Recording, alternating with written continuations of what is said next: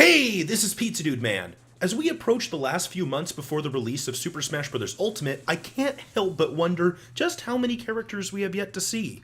At this point, there have been several different theories, so I wanted to take some time to go over them today. The three main ideas I'll be talking about are the Vergeben leaks, the box theory, and counting weeks. Those of you who have been watching me or following Smash speculation in general are probably already familiar with the Vergeben leaks. An online user most prominent on GameFAQs, Vergeben, was one of the early non-anonymous people to regularly give out information about what characters would be in Smash Ultimate.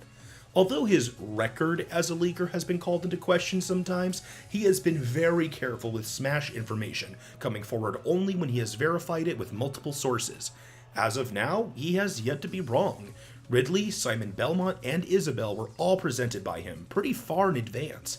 At this point, I don't see much reason to doubt his information besides pure skepticism.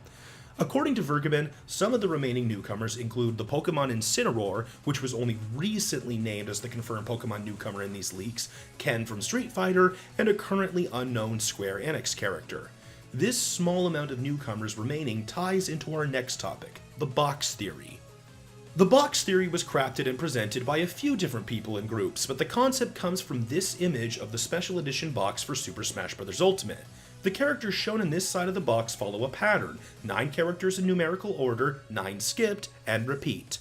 This implies the opposite side of the box follows the opposite pattern, the second set of 9 characters, then skip the next 9, and repeat. If you follow this pattern for both sides, there are 3 blank spots.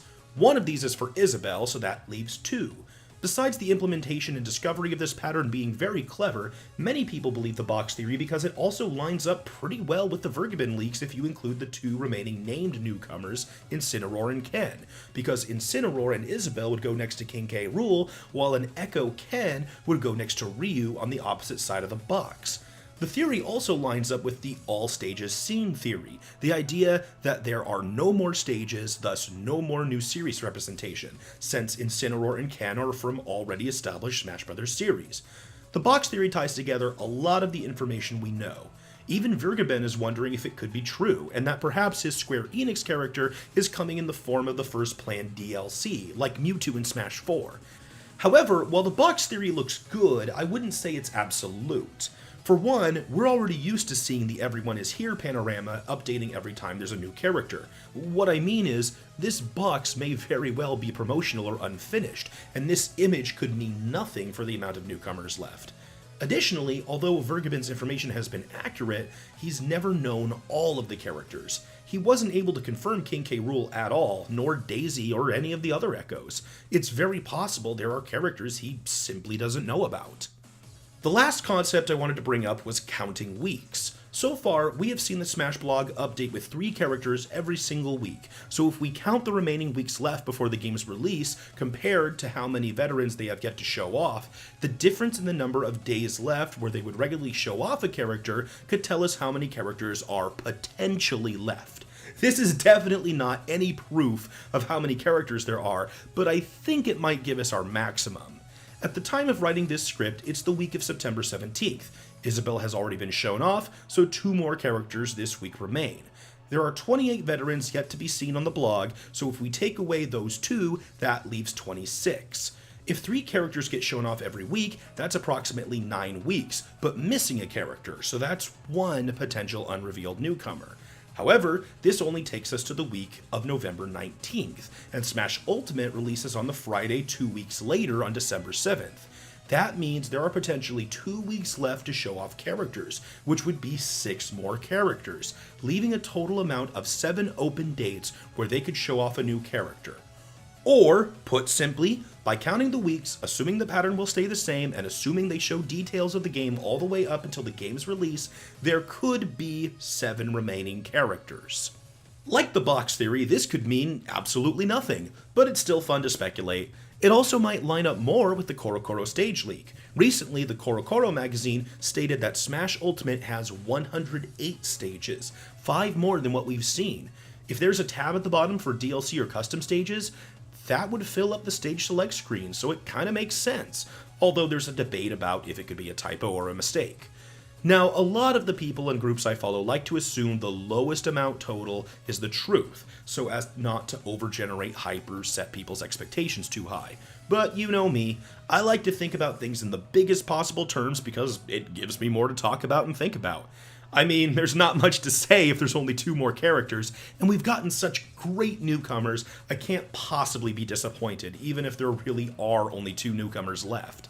That's why, by using the counting weeks method, here are my top 7 characters that I think might make the cut, just for fun. Number 1, Ken. Ever since Richter confirmed that third-party characters could have echoes, Ken has been near the front of my mind. I mean, here's the most obvious choice, pretty much the definitive fighting game echo of all time. The Vergeben leaks are just icing on the cake. Number 2, Incineroar. Getting a Pokemon newcomer is almost a given at this point. Every single Super Smash Bros. Game to date has had a Pokemon newcomer. Even the first game had 2, and why wouldn't they? Pokemon is a huge series in scope, sales, and popularity, and there are hundreds of good characters to choose from, so why wouldn't they take this chance to add another at an opportune time? People I've talked to have very mixed feelings about Incineroar, but that's bound to happen with Pokemon. It's a very large and beloved franchise, so there's going to be a wide spread of opinions, but I have no reason to doubt the information we've been handed. Number 3, Shadow the Hedgehog.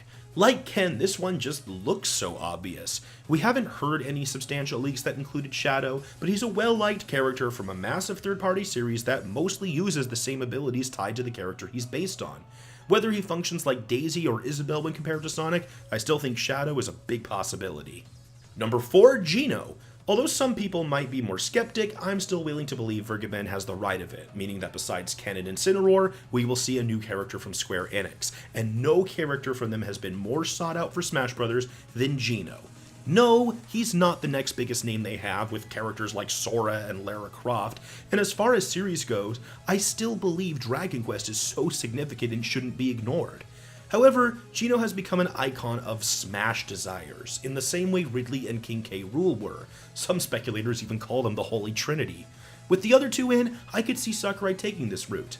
It also aligns with the all stages scene theory. Geno can be both a Square Enix character and a Mario character, so there's no conflict with the introduction of new series.